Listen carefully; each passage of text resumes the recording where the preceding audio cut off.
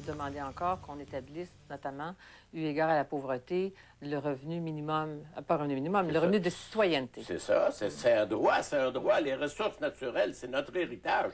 Ce que nos parents ont fait pour faire avancer le pays, c'est notre héritage, ça. Puis un gars, même qui n'a pas de job, ou une femme, même qu'elle n'a pas d'emploi, puis qui n'a pas de salaire, est aussi respectable que quand elle avait un salaire.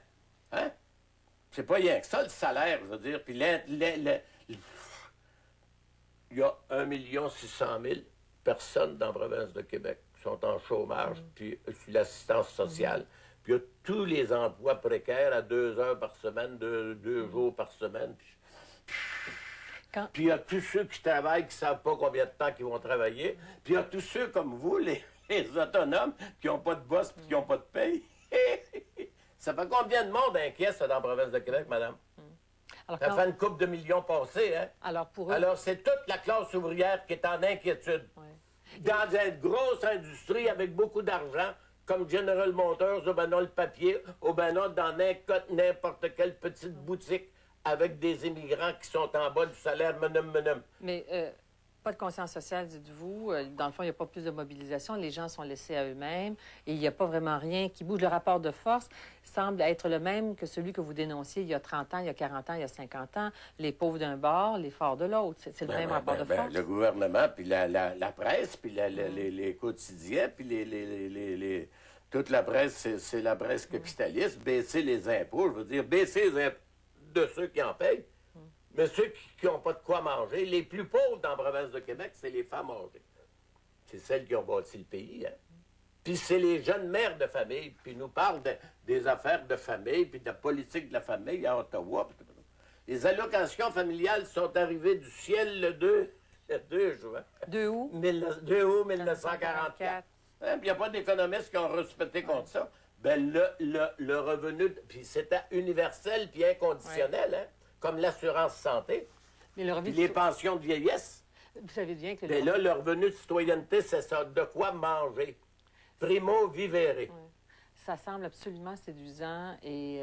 C'est dans la suite de toute la sécurité sociale, les pensions de vieillesse, l'assurance chômage, les allocations familiales, l'assurance hospitalisation, l'assurance santé. Et vous savez bien qu'on va vous répondre, ce qu'on commence déjà à répondre eu égard, par exemple, à la santé et à l'éducation. On n'a pas d'argent pour ça, M. Chartrand. C'est pas vrai, ça va sauver de l'argent, madame. D'abord, tu vas sauver toute l'administration, puis tu auras plus toutes ces affaires-là à administrer, puis ça va faire de l'argent qui va circuler davantage. Quand les allocations familiales sont arrivées, ça a aidé les petits commerces puis les petites industries.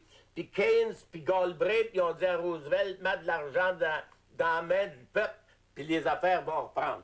Pas en donnant des octrois aux compagnies que les affaires reprennent. C'est pas vrai que la croissance, ça va faire le plein emploi. Il n'y en aura plus de plein emploi comme on l'a connu.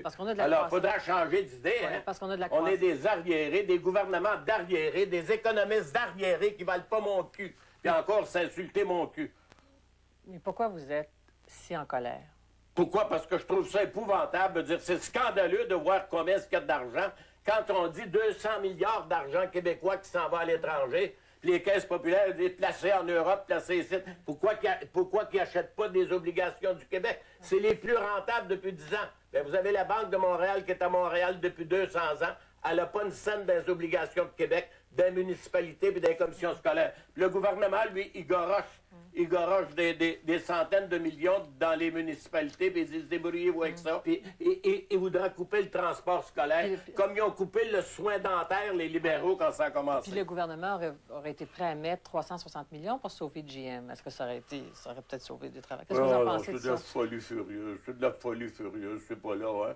Les jobs à Bécancour, là, ça nous coûte 300 millions par année, l'électricité qu'on donne. Chaque job coûte à 150 000 $. Il y a moyen de bâtir d'autres choses que ça. S'ajuster puis la compétitivité. Vous avez entendu Landry? Il dit c'est vraiment kafkaïen. Il faut se battre contre les autres pays qui donnent des octrois.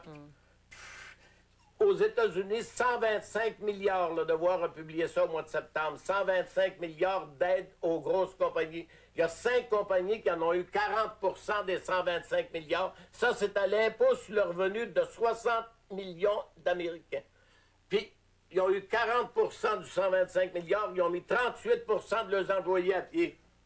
Donc, La Donc, croissance, ça fait l'automation. La croissance, ça fait l'automation, puis ça remplace le monde. En terminant, Michel Chartrand, qu'est-ce qui vous fait encore toujours parler haut et fort? Vous vous enfargez pas dans ce qu'on appelle la rectitude politique. Ça n'a pas été votre vie. Alors, ça serait quoi? Qu'est-ce qui vous fait parler haut et fort? Ça serait quoi votre héritage, alors? Bien, moi, ça me scandalise, ça m'humilie de voir de mes pareils qui ont de la misère, qui n'ont pas plus d'affaires à avoir de la misère que j'en ai. Je veux dire, je suis pas riche, mais j'ai pas de misère. J'étais le 13e chez nous. Mon père avait un salaire de fonctionnaire, mais on a toujours mangé, même pendant la crise. Puis il nous parlait de ceux qui ne mangeaient pas. Puis alors, je trouve pas ça correct dans mon pays. Je trouve pas ça correct. C'est scandaleux, c'est humiliant, Christ. C'est humiliant, hein? Ça prend des trous de cul. Excusez, madame. Ça prend des arriérés au gouvernement hein, pour nous mettre dans le... Comment est-ce qu'on appelle ça, là? Quand on recule, on recule. Hein?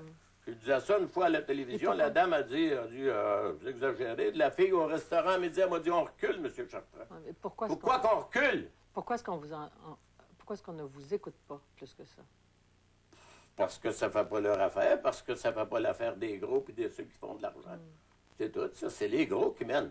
On a changé de maître, je veux dire. Après la Révolution française, ils avaient perdu les princes. Après ça, ils ont trouvé les bourgeois. Ici, on a perdu des curés, puis on a trouvé des laïcs qui sont baveux, hein?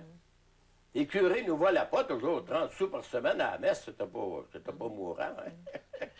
Votre héritage, ce serait quoi? Mon héritage? Oui, votre héritage. Le revenu de citoyenneté. De quoi manger. Primo vivere.